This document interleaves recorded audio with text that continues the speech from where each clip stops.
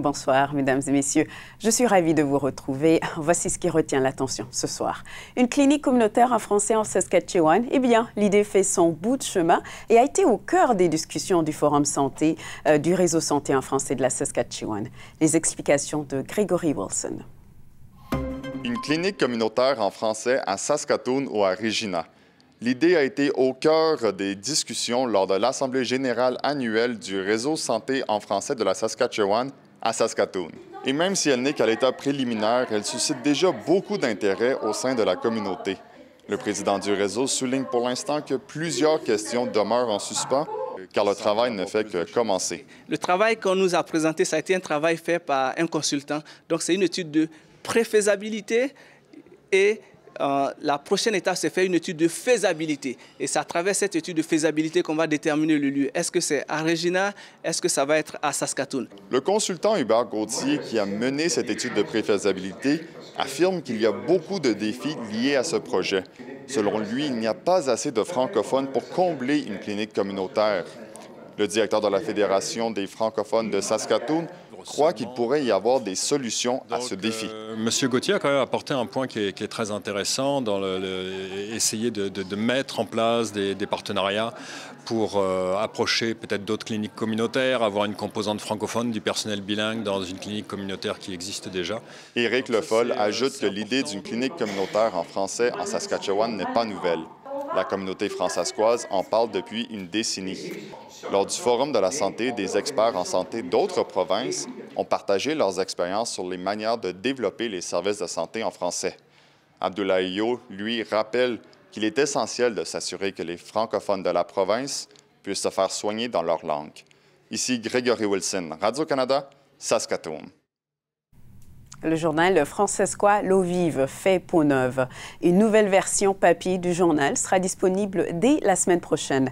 Le directeur général de la coopérative des publications francescoises, Éric Tremblay, dit s'être inspiré de la liberté au Manitoba pour réaliser cette nouvelle version. Je m'aperçois que les gens ici sont très attachés à la version papier de L'Eau vive. Donc, on va commencer par ça. Travailler le graphisme, hein, c'est un travail qu'on va faire d'ici le mois de décembre là, pour l'améliorer à chaque fois. Et puis, on va aussi retaper un peu le site Internet dans un premier temps, mais après ça, lui donner aussi une autre vie. Là.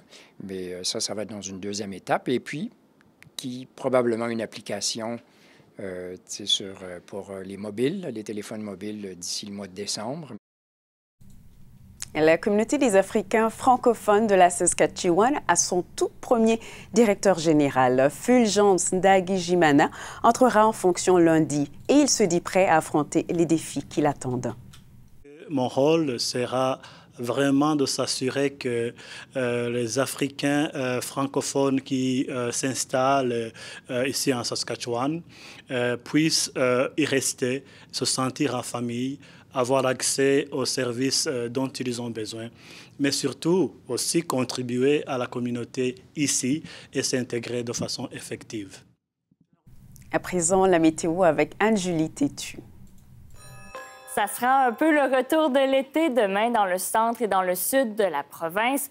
Le mercure pourrait atteindre 29 degrés pour Bellegarde demain. On aura 27 à Regina et 26 à Saskatoon avec des vents légers de 20 km/h en après-midi. Dans l'ouest de la province, on est 8 degrés au-dessus des normales de saison demain avec du soleil et des maximums de 28 degrés pour Swift Current, pour Gravelbourg et pour Moucha. Un peu plus frais dans le nord de la province demain. On aura des maximums de 24 degrés pour North Battleford et pour Prince-Albert.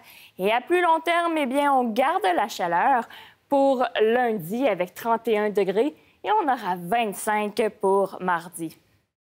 La ville de Regina veut encourager ses résidents à adopter les meilleures pratiques de recyclage. Et pendant 6 semaines cet automne, eh bien, des employés de la ville vont vérifier le contenu des bacs de recyclage. Selon la ville, 10% de ce qui est disposé dans ces bacs n'est pas recyclable. C'est ce qui met fin à notre bulletin de ce soir. Merci d'avoir été des nôtres. Bonsoir.